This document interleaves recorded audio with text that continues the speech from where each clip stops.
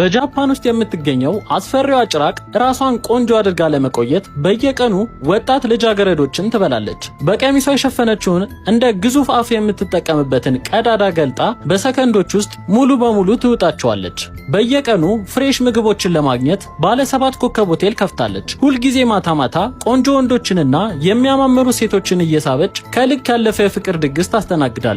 የተዘጋጀውን ውድድር ማሸነፍ ለቻሉ ጥንዶች $1,000,000 ሽልማት አለ። ሁሉም ሰው በቁማር ሱስ እንደተመታ ያስባል። ነገር ግን አስከፊ ዋጋ ሊከፍሉ እንደሆነ ማንም አያውቅም። ምክንያቱም አንዴ ወደዚህ ሆቴል ከገቡ በኋላ ለምግብነት ለመዋል በጭራቋ አይን መመረጥ ይጀምራሉ። በዚህ ጊዜ ግን ከህዝቡ መካከል የተለዩ የሚመስሉ 3 ልጃገረዶች ገቡ። ተልእኮ ይዘው ወደዚህ እንደመጡ የሚያስመስል ገጽታ ፊታቸው ላይ ይታያል። መድረክ ላይ የማራኪው ሆቴል ባለቤት ብርጭቆ አነሳና የደስታ ምሽቱ በይፋ መጀመሩን ያበስራል። ከታች ያሉት ሰዎች ወንበራቸውን ለመያዝ ጓጉተው ከላይ ወደሚገኘው አዳራሽ ግር ብለው ይሄዳሉ። ነገር ግን ማንም ያላወቀው ነገር ቢኖር ከትዕይንቱ በስተጀርባ አንዲት ወጣት ልጅ ቀድሞውኑ ተመርጣ ከመድረኩ በስተጀርባ ተቀምጣለች። አሽከሮቿ እቅዷን እንዲፈጽሙ ትዕዛዝ ስትሰጥ የጭራቋ አይኖች በስግብግብነት ያበራሉ።